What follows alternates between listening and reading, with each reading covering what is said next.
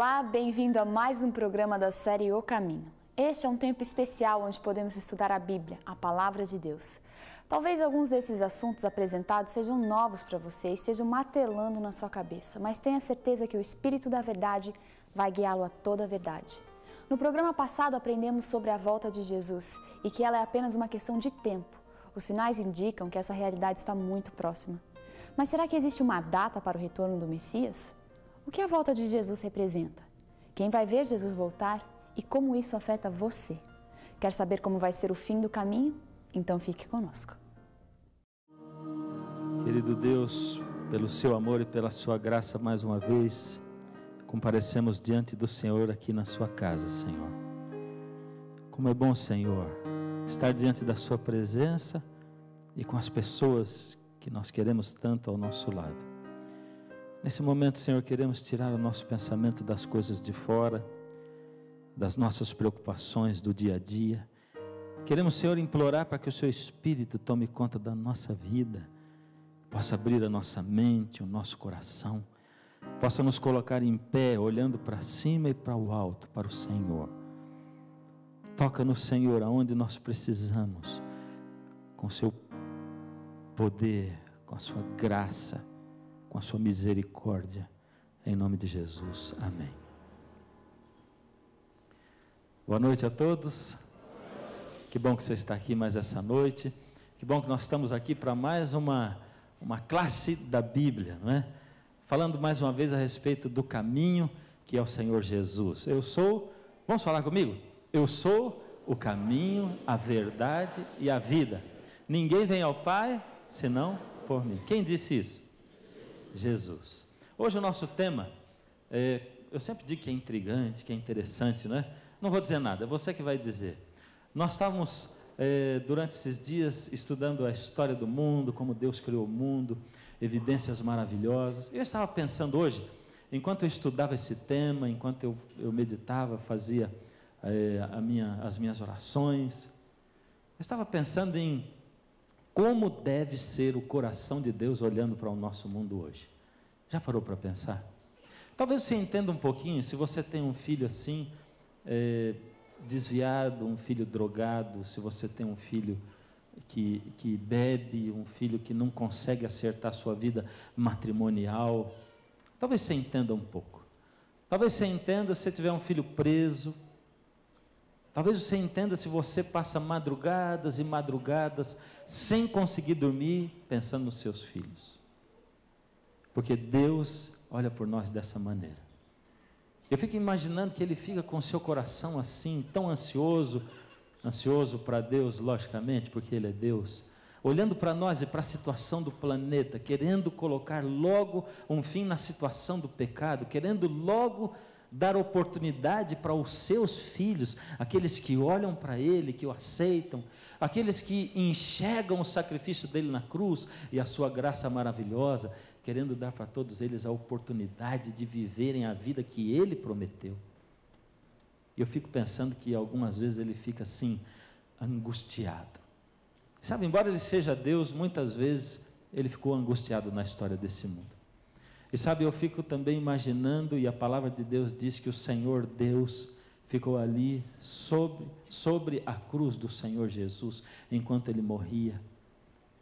E aquelas trevas que vieram sobre as três cruzes e sobre a multidão, estavam ali para ocultar a vergonha do Senhor Jesus, e o Senhor Deus estava ali, olhando para o seu Filho, sem poder intervir na vida dele, ou na morte dele naquele momento. Que momentos trágicos da história do universo. Aquela mistura de alegria e de tristeza, de choro e de lágrimas. Qual é a maneira pela qual nós somos salvos nesse mundo? Somos salvos pelo quê? Errei e falei a metade já, né? Salvos pela graça. Não por obras da lei. É o que diz o Senhor. Só existe uma maneira de você e eu sermos salvos, pela graça, mas essa é a maneira. E ainda que outro dia nós estávamos estudando e de repente nós falamos a respeito de como acontece o pecado, e depois como acontece o perdão, a conversão, voltar para Deus. E a gente estava dizendo que Davi foi o homem segundo o coração de Deus, lembra? Mas ele pecou, pecados terríveis, não é? Em sequência assim. Mas ele foi porque ele tinha um coração puro. E a Bíblia diz assim, o Senhor Deus diz: filho meu, guarda o teu coração.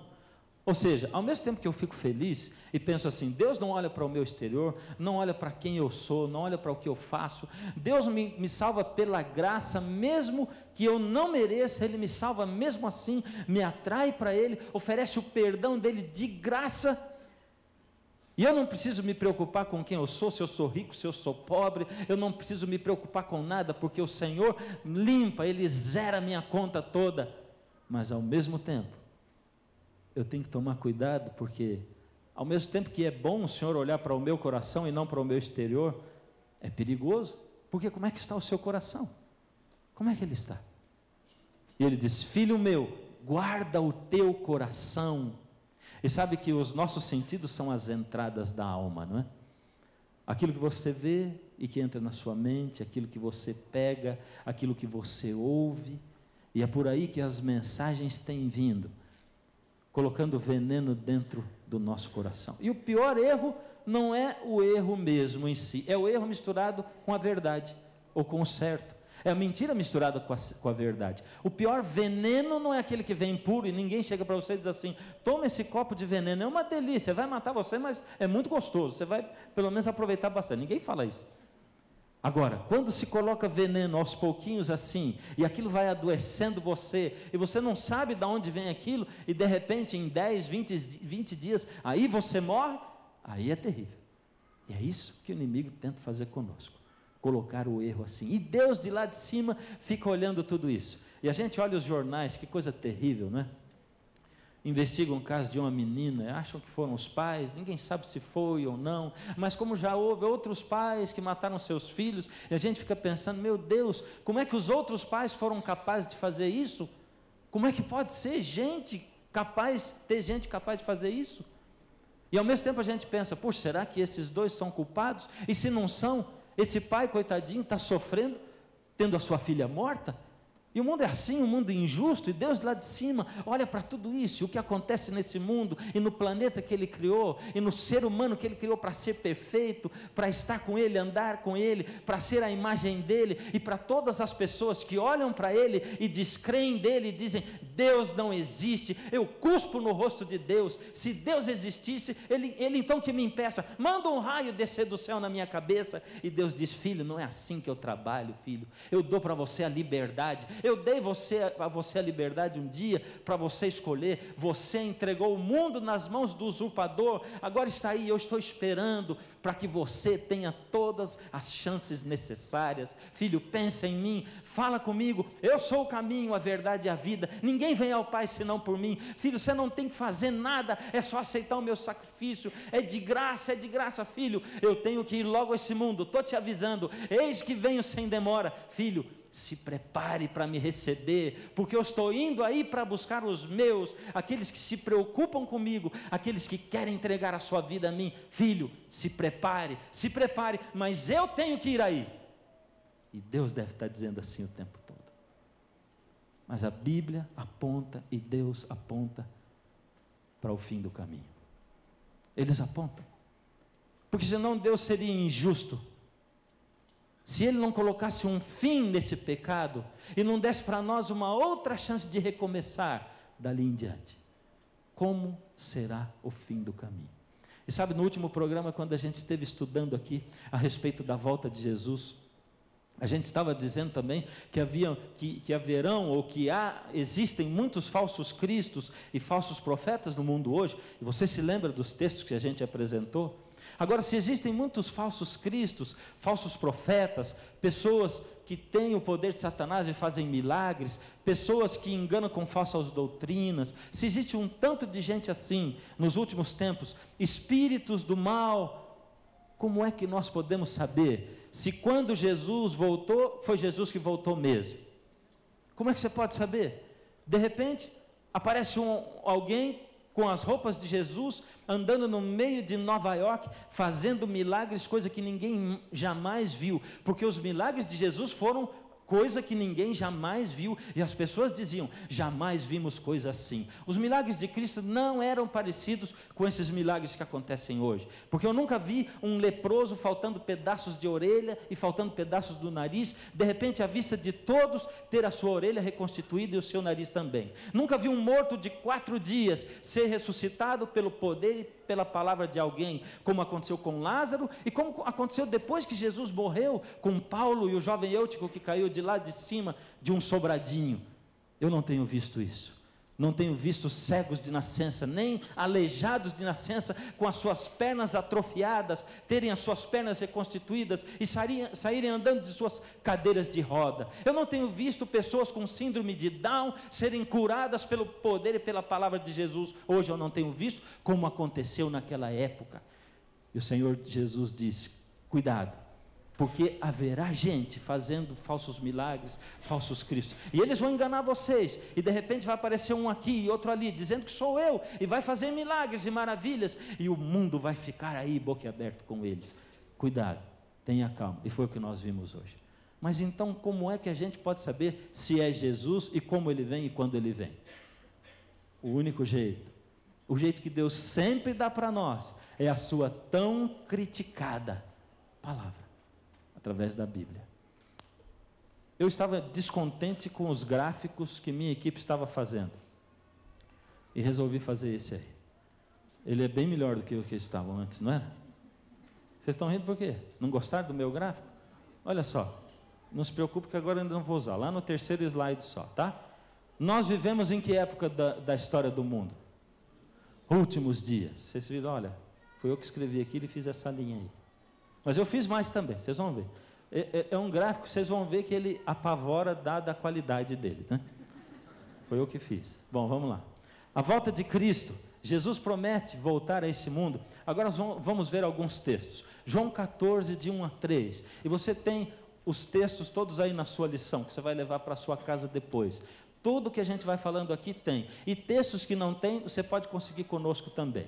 João 14, de 1 a 3, Jesus diz, não se turbe o vosso coração, não fique preocupado, crede em Deus, crede também em mim, na casa do meu Pai há muitas moradas, se não fosse assim, eu teria dito a vocês, pois eu vou preparar-vos lugar.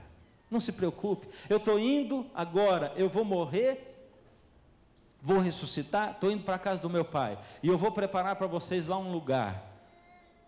E quando eu for e preparar esse lugar, eu virei outra vez. Jesus diz o quê? Virei. Vamos falar junto, acordar um pouco, vamos lá? Ele diz o quê? Virei outra vez. Ele diz, e vos receberei para mim mesmo, para que onde eu estou, estejais vós também. É o que o Senhor diz. Eu vou preparar o lugar, e vou voltar, e vou levar você para mim, para que vocês possam viver aonde eu vivo, e para que eu viva junto com vocês. É isso. Ele diz mais. Que garantia nós temos de que ele virá? E alguém diz assim, mas aí a Bíblia diz, mas quem diz que ele vem mesmo? Que vantagem ele vai levar em vir? E lembra que eu disse para vocês ontem, a parte mais difícil ele fez, não é? 1 Pedro 1, 18 e 19, sabendo que não foi mediante coisas corruptíveis, não foi com dinheiro, nem prata ou ouro, que fostes comprados, mas pelo precioso sangue, como de cordeiro, sem defeito, sem mácula, sem pecado, o sangue de Cristo. Ele está dizendo, filho, eu comprei você, e não foi com ouro e nem prata, porque embora para você o ouro e a prata possam parecer importantes, ouro e prata para mim não são nada, porque eu sou o criador de tudo, eu sou o dono de tudo. Filho, eu comprei você com coisa muito mais preciosa do que ouro e prata, eu comprei você pelo preço da minha morte, com o meu sangue, e agora você acha que eu não vou buscar você? Se eu comprei você com o preço do meu sangue, e estou entregando a salvação de graça, você acha que eu não volto? Agora veja, promessas já cumpridas do Senhor. Ele prometeu que viria a primeira vez, prometeu dar ele veio a primeira vez, não? Prometeu dar a vida, deu ou não deu? Prometeu ressuscitar, ressuscitou ou não ressuscitou? Agora, vem ou não vem? Como ele vem?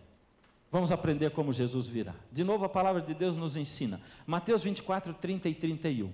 Então aparecerá no céu o sinal do Filho do Homem, todos os povos da terra se lamentarão e verão o Filho do Homem vindo sobre as nuvens do céu com poder e muita glória. Primeira vez que Jesus veio a esse mundo, ele nasceu como um bebê, viveu num lar humilde, ele andava entre os pecadores, comia entre os pobres, era assim. E ele disse uma vez: o Filho do Homem não tem nem aonde recostar a sua cabeça na terra. Ele era um pobrezinho mesmo, para dizer para você e para mim, como ele disse: bem-aventurados os humildes, bem-aventurados os mansos, bem-aventurados vocês são quando injuriarem vocês e perseguirem vocês por minha causa.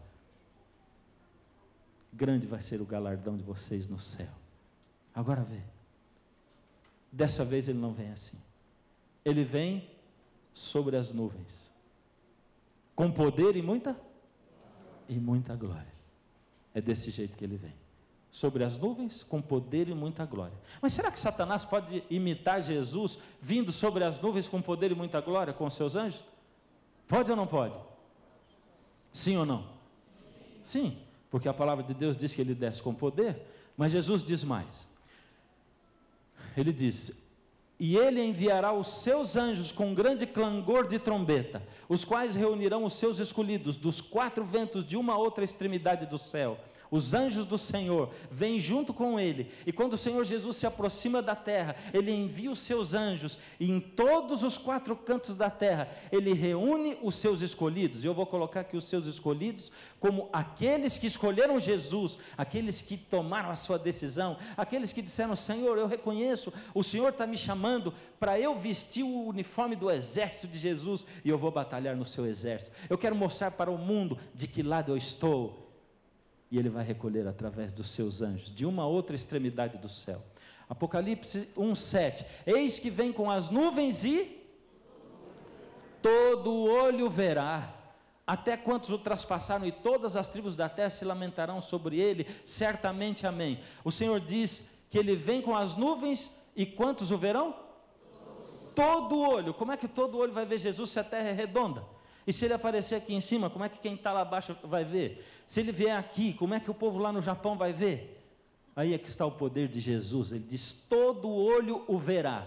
Por isso, se você ouviu algum dia uma reportagem na televisão dizendo: ó, sabia, Jesus acabou de chegar, ele está lá, ele está fazendo milagres como ninguém, ele levita, ele dá vista aos cegos, olha o que ele está fazendo. Você vai acreditar nisso? Por quê? Porque a palavra de Deus diz que todo olho verá, e não é através da televisão, não, porque tem um monte de tribos e de índios e de gente que vive nesse mundo que não tem TV, por isso todo olho verá, não é através da televisão e nem através do rádio, de internet e de nada disso. Todo olho o verá de verdade, pessoalmente, é isso. Então você não pode ser enganado nisso, porque o Senhor Jesus, ele se importa com você. Ele se importa comigo, ele quer que a gente saiba exatamente como vai ser, para nós não sermos enganados. Agora, 2 Pedro 3,10, mais uma dica de como será a vinda do Senhor. Virá, entretanto, como ladrão. Como é que o ladrão vem? Como é que ele vem? Sorrateiro, sem avisar. Já recebeu um bilhete na sua casa dizendo assim: olha, por favor, sai amanhã, porque eu vou roubar a tua casa amanhã de manhã. É assim? É por isso que Jesus diz assim: o dia e a hora, ninguém sabe. Ninguém sabe. Ele vem como um ladrão, antes que você espere. E lembra que eu tenho te falado esses dias, alguns deixam para entregar a vida a Jesus amanhã. Amanhã pode ser muito tarde. Você não sabe se amanhã você estará vivo. E quando você pensa que estará longe, estará perto. Ele vem como um ladrão. O dia do Senhor, no qual os céus passarão com um estrepitoso estrondo, e os elementos se desfarão abrasados. Lembra da cena da criação que a gente descreveu aqui? O Senhor Jesus falando e tudo fazendo. Agora o Senhor vem e tudo vai se desfazendo. É o inverso. E mais, também a terra e as obras que nela existem serão atingidas. O Senhor vem como ladrão, mas o ladrão vem silencioso. Jesus vem assim, ele vem com estrepitoso estrondo. Será que você vai estar andando na rua e de repente Jesus puxa você e leva embora e ninguém fica sabendo? Ele veio para você secretamente. Aqui está dizendo que quantos olhos o verão? Todo olho o verá. Agora veja, Vamos lá responder o VOF nossa provinha escrita, não é? Cristo virá como um ladrão, tomando muitos de surpresa. Verdadeiro ou falso? Verdadeiro? Tá certo. Sua vinda será secreta e silenciosa. Falso? Acertaram de novo. Agora veja. Aqui está meu gráfico de novo. Quando eu ouço alguém cantando que desafina, me incomoda, sabe? Eu acho que alguém que desenha, olha para isso e fica incomodado também, né? Mas está aí, olha que beleza. Aqui está dizendo os nossos últimos dias. É o tempo que nós vivemos. E aqui nós vamos colocar a linha da história do mundo, não é?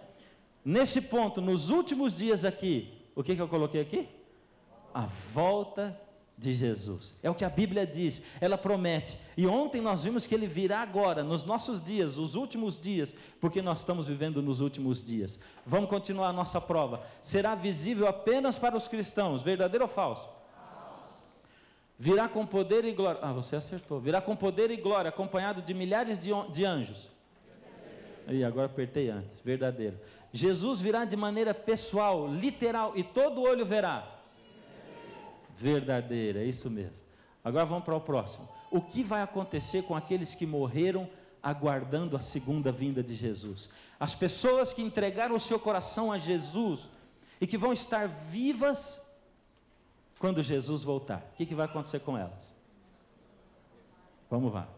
1 Tessalonicenses 4, 16 e 17. Porquanto o Senhor mesmo, dada a sua palavra de voz, palavra de ordem, ouvida a voz do arcanjo e ressoada a trombeta de Deus, descerá dos céus, e os que morreram em Cristo ressuscitarão primeiro. Aqueles que entregaram o coração a Jesus. Essa é a promessa do Senhor para você. Você tem alguém que morreu e a quem você está aguardando? Uma pessoa chegou para mim agora, eu conheci essa pessoa de criança, conheci o pai dele também. Ele diz assim: ontem quando você estava cantando aquela música eu desmanchei de chorar, porque a música falava sobre a volta de Jesus e eu lembrei do meu pai, e eu desmanchei de chorar. Tem alguém que você ama, a quem você aguarda? Pois o Senhor Jesus diz assim: os que morreram em Cristo ressuscitarão primeiro. Você pode imaginar a cena? O Senhor Jesus vindo com poder e grande glória, o céu se retirando, os elementos se desfazendo. Aqueles que aceitaram a Jesus estão aqui vivos e de repente a terra começa a tremer. Jesus fala, a voz do arcanjo, o arcanjo é o Senhor Jesus, o arcanjo Miguel. Ele fala, a sua voz entra pelas entranhas das rochas, entra pela terra, e aqueles que morreram em Cristo ouvem a voz de Jesus, o seu pastor, porque cada ovelha só é capaz de ouvir a voz do seu pastor, e se você é a ovelha de Jesus, você vai ouvir a voz do seu pastor, que é o Senhor Jesus, e ali a sepultura se abre e o anjo vem para receber, porque o Senhor disse que Ele enviará os seus anjos a recolher os seus escolhidos dos quatro ventos da terra. Essa é a cena maravilhosa. Vamos voltar para o gráfico. Eu fico olhando para ele, fico emocionado, mas agora eu tenho que melhorar esse gráfico aí. Agora sim, aqui está a volta de Jesus. Vocês não estão vendo nada aí, né? Eu também não estou vendo muito não, mas esse é um risco bem, é para ser reto ele, mas não é não. Aí aqui está assim, veja só. Existem os justos. Existe um grupo de justos, quando Jesus voltar, um grupo de justos que vão estar mortos. E eu estou escrevendo aí, tá vendo? Mortos. E vai ter um outro grupo de justos que vai estar o quê? Justos mortos e justos vivos. Agora pensa só, Jesus volta. O que acontece com esses justos que estavam mortos, segundo disse aí a palavra de Deus? Eles, agora para eu enxergar isso aqui, pronto, agora está aqui, os mortos ressuscitam. Ixi. Os mortos ressuscitam. E os vivos, o que acontece com eles? Mas você já sabe? Vamos parar o estudo de hoje, vai. Vamos continuar. Os mortos ressuscitam. E o que acontece com os vivos? Vamos continuar lá. E os vivos que estiverem preparados na segunda vinda de Cristo, o que vai acontecer com eles? A palavra de Deus diz, 1 Tessalonicenses 4, 16 e 17, depois nós, os vivos, os que ficarmos... Eu vou ter que parar um pouquinho aqui. Ele diz, o que ele diz aqui? Eu gosto de ouvir isso aqui, de ler isso. Ele diz, depois nós, Depois nós, os que estivermos vivos, que ficarmos vivos até a volta de Jesus, seremos arrebatados juntamente com eles. Com quem? Com os que morreram em Cristo e ressuscitaram primeiro. Então os que morreram em Cristo ressuscitam, e os que estiverem vivos e que aceitaram ao Senhor Jesus, serão o quê? Arrebatados juntamente com eles, entre as nuvens, para o encontro do Senhor nos ares, e assim estaremos para sempre com o Senhor. Mas nós vamos para lá com o corpo desse jeito que a gente está, e eu vou ser gordinho lá no céu ainda? Que coisa terrível, fazer regime no céu não vai dar, não é verdade? O que a palavra de Deus diz? Eis que vos digo um mistério, nem todos dormiremos. E Jesus chama o sono de quê? A morte de quê?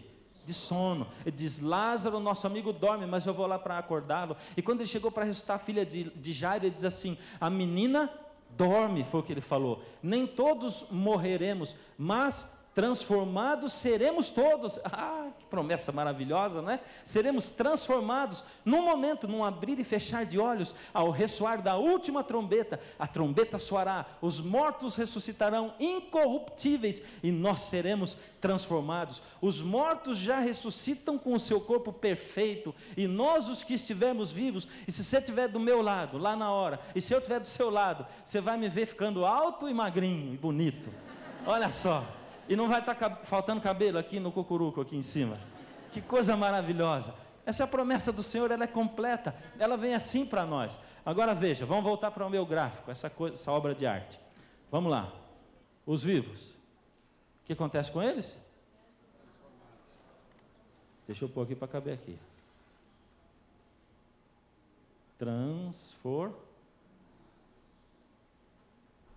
Transformados. Agora sim. Os vivos transformados, os justos, com os que ressuscitaram, vão encontrar com Jesus aonde? Nos ares, e vão ser levados com ele para onde? Olha que coisa bonita. Fechou o nosso gráfico. Só essa parte. Se preparem que vai vir mais gráfico desse aí. Mas vamos lá. Agora veja.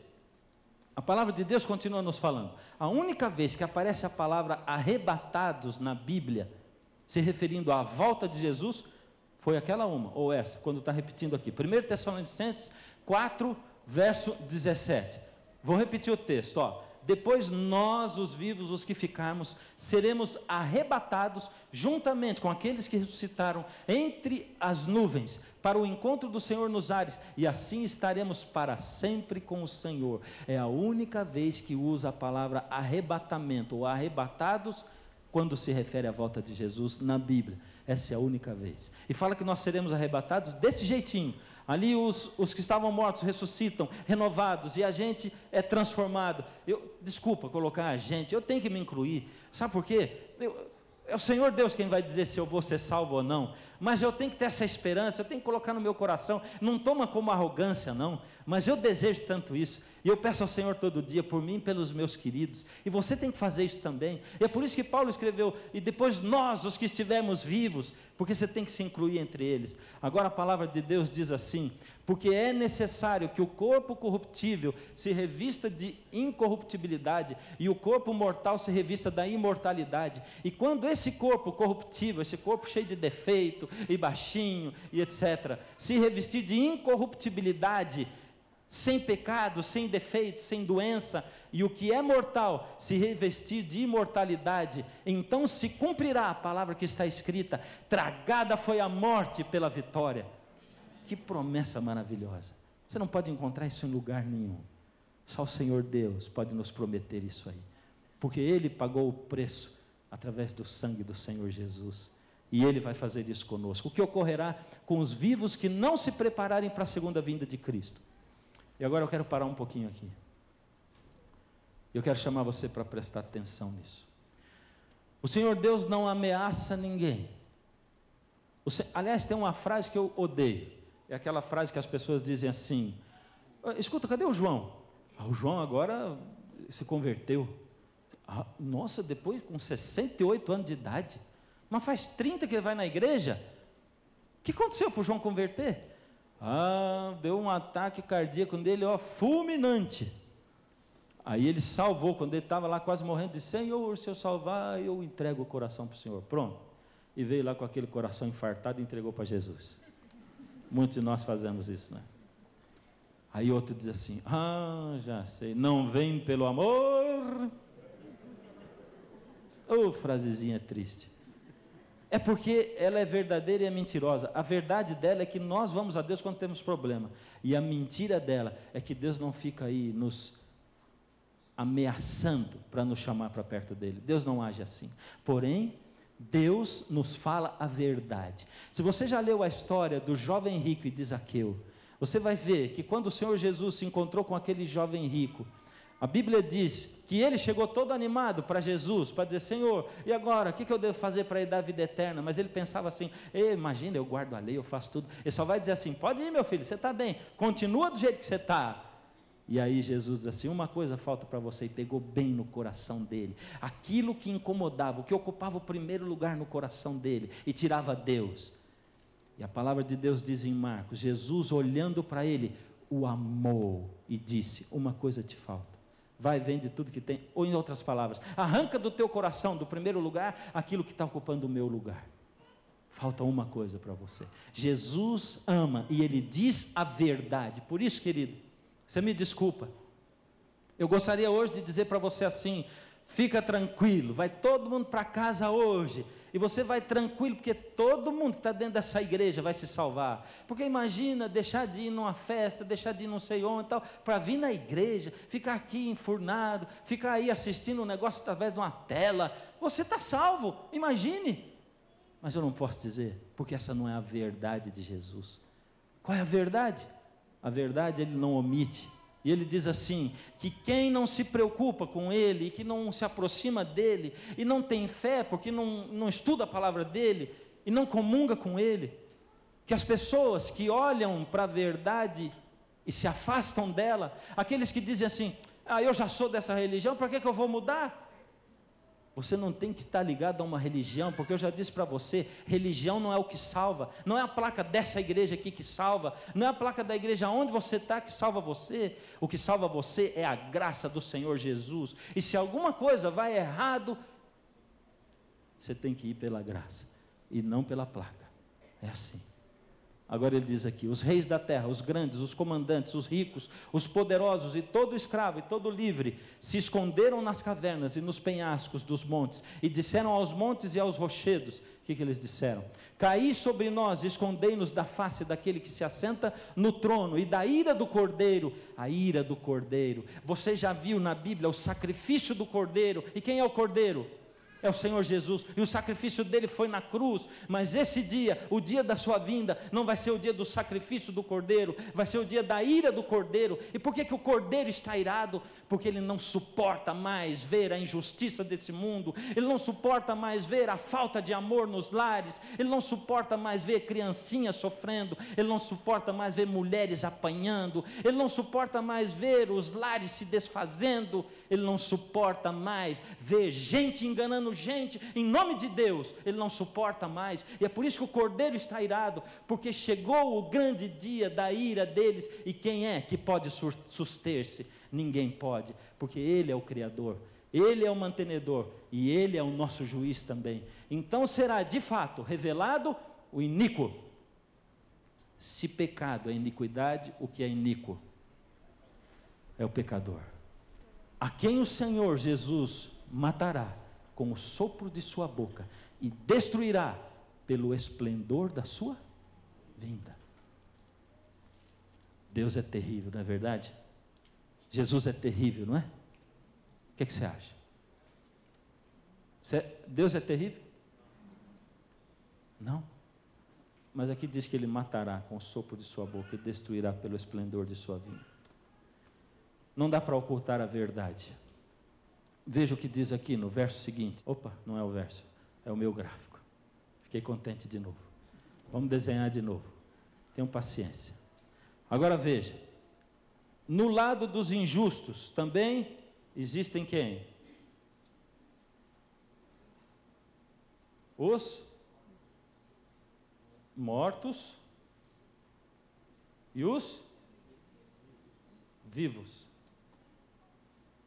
O que acontece com os mortos quando Jesus vier? Hã?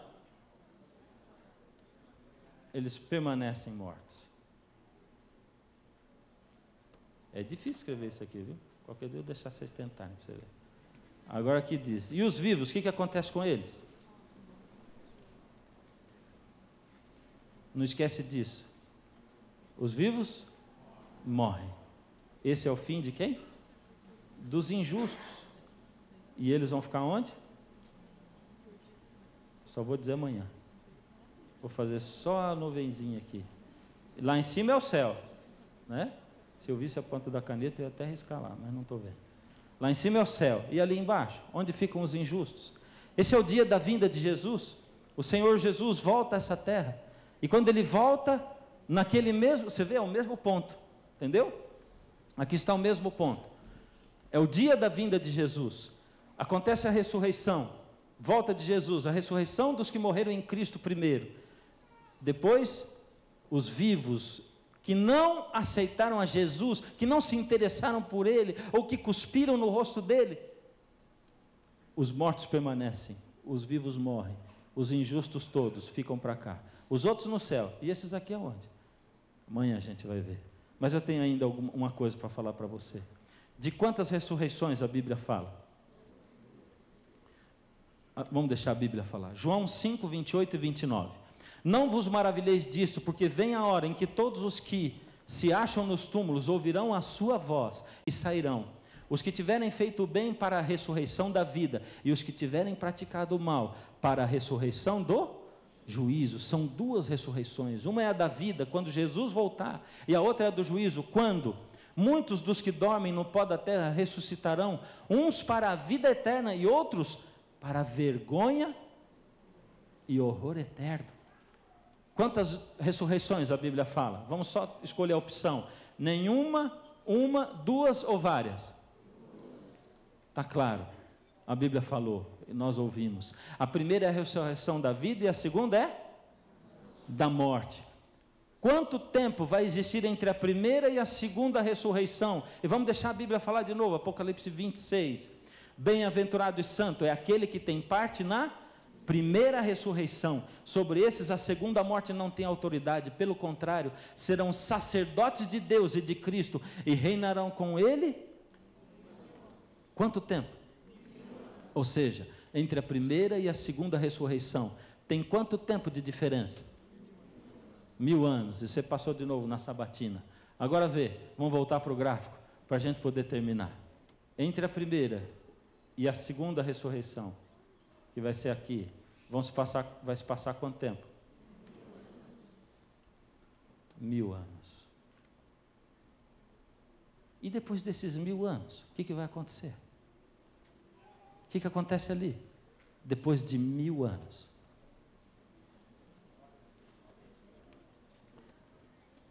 O que acontece depois, você só vai saber se vier amanhã. Que hoje o nosso tempo acabou. Aí você vai ter que voltar amanhã para descobrir o que vai acontecer depois. E aonde ficou aquele povo que está ali? Onde ficaram os iníquos? E para descobrir se Deus é justo mesmo, ou se Deus é malvado, você vai ter que vir amanhã. Agora eu quero terminar com uma promessa. Qual será o cântico daqueles que serão salvos? O cântico será esse: naquele dia se dirá: esse é o nosso Deus que esperávamos, Ele nos salvará. Este é o Senhor a quem aguardávamos. Na salvação exultaremos e nos alegraremos.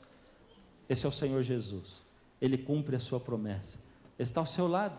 Ele guia você. Ele diz: eu sou o seu pastor. Nada vai faltar a você. Nada. Você sabe o que é nada? Ainda que você ande pelo vale da sombra da morte. Ué, mas como é que alguém anda pelo vale da sombra da morte se nada falta para ele?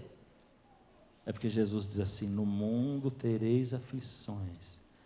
Tenha bom ânimo. Eu venci esse mundo e mostrei para você o caminho. Como você vai vencer? É isso. Agora Jesus diz: vem a mim, se você está cansado, sobrecarregado, eu vou aliviar você. Vem, eu vou ajudar você, vou tirar o peso de cima das suas costas. Vou aliviar você, vou perdoar. Vou colocar nas suas mãos o poder que me foi dado. e vou restaurar o mundo para você. Vou levar você para viver junto comigo, para que no lugar onde eu estou, você possa estar também. Como você pode dizer não para o Senhor Deus assim? Como? Como você pode olhar e dizer assim: Deus, isso não me interessa. Porém, incrivelmente, quem sabe aqui nesse auditório tem alguém assim. Quem sabe aí olhando através das câmeras tem alguém assim, com o coração frio, que já entrou dentro da igreja pensando assim: hoje eu estou indo aí, mas nada do que me dirão vai entrar na minha mente. Algumas vezes tem acontecido isso quando eu vou pregar. E depois alguém diz assim: pastor, você falou aquilo, e sabe que tinha aqui uma pessoa, o meu tio, o meu marido, meu irmão, meu filho. E ele entrou aqui já pensando: eu não vou aceitar. Quem sabe o Senhor Jesus trouxe você aqui hoje somente para ouvir essa verdade. Porque Ele está dizendo: filho, não dá para deixar para depois, é agora. Você tem que selar um compromisso comigo e não com o seu passado. Você tem que selar um compromisso com a verdade e não com a placa da sua igreja e nem dessa igreja aqui. Você tem que selar um compromisso com o Cordeiro, aquele que morreu por você, entregou o seu sangue e dá nas suas mãos a salvação, a oportunidade da salvação. Deus amado, Senhor, às vezes olhamos para a sua palavra assim e ela nos surpreende. Porque, Senhor, enquanto as pessoas dizem aí só Deus é amor e Deus é amor, o Senhor diz que o Senhor também é juiz. E o Senhor nos diz: filho, eu não quero ameaçar você, mas saiba da verdade, filho. Esse mundo vive no pecado, eu tenho que acabar com o pecado. Eu tenho, filho, que dar condições a você que me escolheu para ser o seu rei.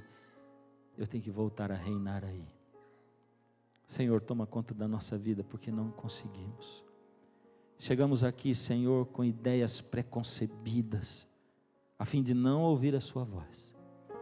Chegamos aqui, Senhor, hoje, com o coração pesaroso, porque não conseguimos confiar no Senhor, porque vemos tanta pobreza, miséria, tantos problemas na nossa vida. Senhor, toma-nos. Toma conta da nossa vida e aceita a entrega que fazemos ao Senhor. Queremos estar em pé, no fim, naquele dia em que o Senhor virá. Por isso nos entregamos ao erguer as nossas mãos. Aqui está a nossa entrega. E nós a fazemos em nome de Jesus. Amém. Se você deseja estudar a Bíblia conosco e gostaria de ter aí na sua casa o curso Ouvindo a Voz de Deus, para poder acompanhar estes estudos, escreva para a gente. Nosso endereço é escolabiblica@novotempo.org.br ou então Caixa Postal 7, CEP 12300-970, Jacareí, São Paulo. Nós vamos lhe enviar este curso totalmente de graça.